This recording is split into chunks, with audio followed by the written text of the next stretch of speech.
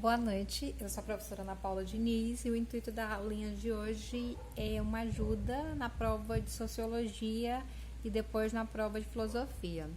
Várias pessoas me perguntaram algumas coisas acerca da prova e aí, como eu vi que chegou inúmeras dúvidas, inúmeras questões, a gente vai fazer rapidinho, passo a passo, de como solucionar as provas, como responder as provas, para que vocês melhorem as respostas de vocês antes do envio. Então, vamos lá. Aluno, mesmo fazendo a prova em dupla, tá? A prova de filosofia pode ser feita em dupla ou em trio, vocês têm que colocar o nome dos dois. Então, o nome completo, a matrícula dos dois. Então, você pode colocar assim, Ana Paula Diniz e matrícula. E aí, José Fernando e matrícula, tá? Vamos lá, a prova de sociologia, ela é individual. Não precisa colocar nem o código e nem a nota. A nota eu faço questão de colocar. Vamos lá. Questão 1. Não pode modificar as questões e as alternativas. Isso quer dizer que vocês não podem modificar o enunciado da questão. Vamos lá. A questão 1, ela apresenta a tragédia dos comuns. Ela já começa. A tragédia dos comuns é uma situação em que os indivíduos, já agindo de forma independente e racionalmente, de acordo com seus próprios interesses, vão entrando em contrariedades ao interesse comum, ou seja, os moradores da ilha, eles começam a buscar um cabrito de interesse próprio, é uma atitude racional, eles sabem o que eles estão fazendo, mas eles têm o intuito de melhorar o ente econômico. E aí fala do que é esse dilema. É um dilema que pode ser visto tanto na sociologia quanto na economia. E aí pergunta-se, lá no final do texto, diz que ao longo da vida na ilha, percebe-se que buscar mais um cabrito é prejudicial para o ambiente externo, para o ambiente físico, ou seja, para o ambiente natural, e aí abre-se mão desse ente econômico, do patrimônio, para garantir uma vida social, ou seja, o ente social. E pergunta qual é esse amadurecimento, quando que se descobre esse amadurecimento que precisa pensar no coletivo e não mais no individual, que pensar no individual levaria a uma tragédia.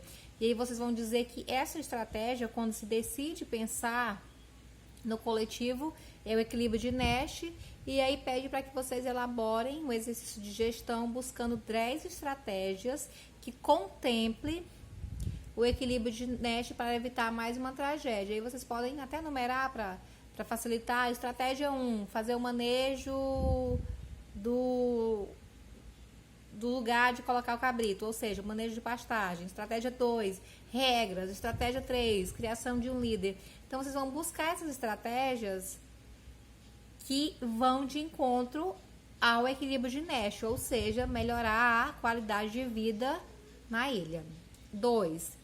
Por que Karl Marx utilizou a frase as ovelhas devoraram os seres humanos? E aí vocês vão pegar a resenha do Karl Marx.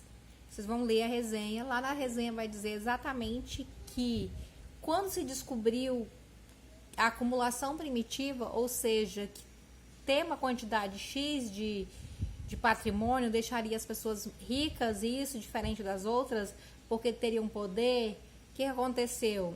Friamente, os lugares foram deixando de ser habitados por pessoas e foram substituindo por ovelha. Por isso que essa célebre frase do Marx é uma coisa bem estranha, que ele vai dizer que a Inglaterra é um país onde as ovelhas devoraram os homens, e eles vão falar sobre isso. Lá no texto tem exatamente, vocês podem retirar do texto e pode argumentar, vocês podem dizer que o ente social ele deixou de existir porque o ente econômico, ou seja, o homem descobriu a acumulação primitiva e descobriu que ter ovelhas, ter pastagem, o deixaria rico, e com isso as ovelhas foram preenchendo todo o espaço e as pessoas que estavam lá, elas foram desaparecendo do espaço e elas se tornaram pessoas invisíveis. Por que são pessoas invisíveis? Que o texto diz isso.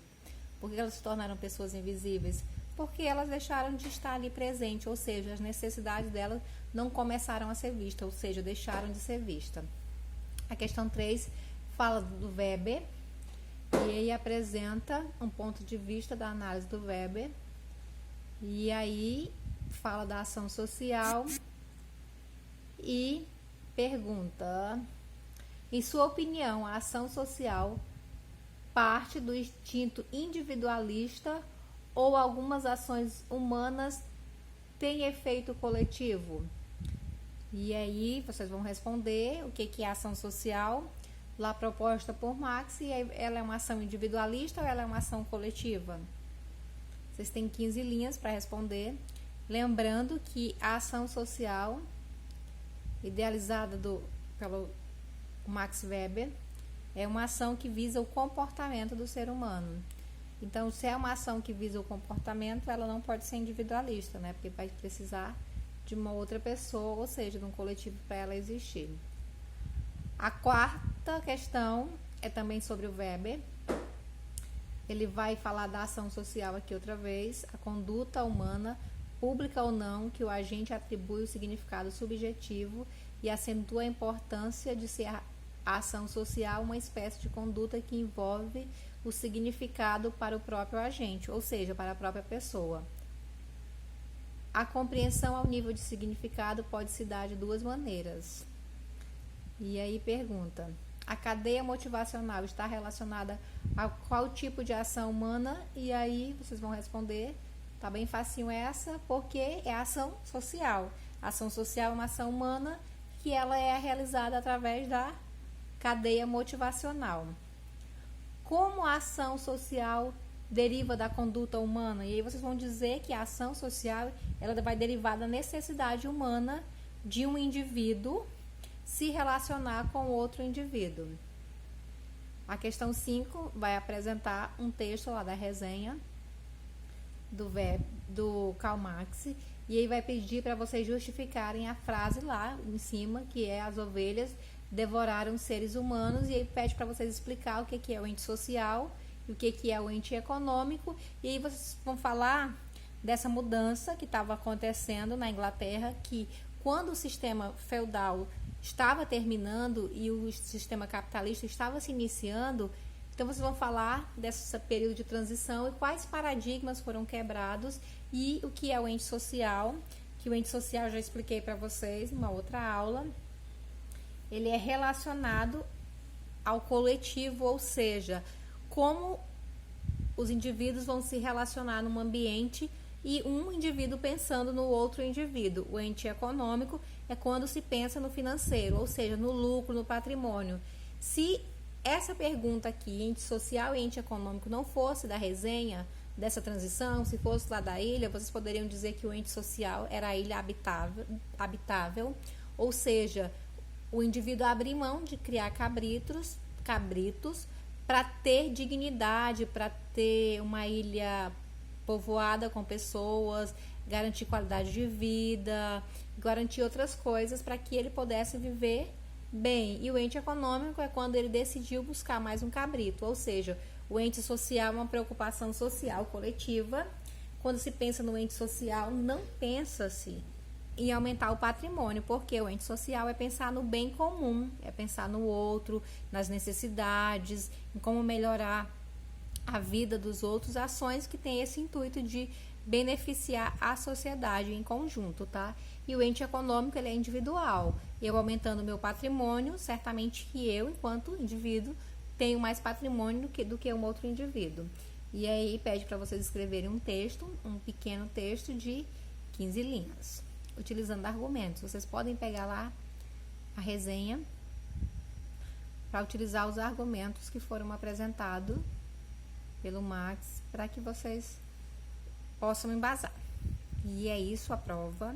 Obrigada.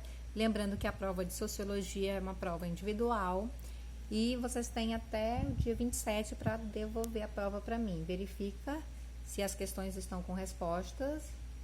Vocês podem salvar, podem tirar as linhas e aí manda para mim no meu e-mail, Ana Paula Diniz Brito. E não esqueçam de colocar o assunto, prova de sociologia.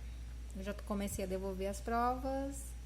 Tenho certeza que mesmo com todas as dificuldades que a gente está vivendo, a gente vai conseguir vencer essa etapa e a B2 a gente se encontra na sala de aula uma provinha diferente. Obrigada, muito sucesso para vocês. E eu vou gravar outro vídeo agora falando da prova de filosofia.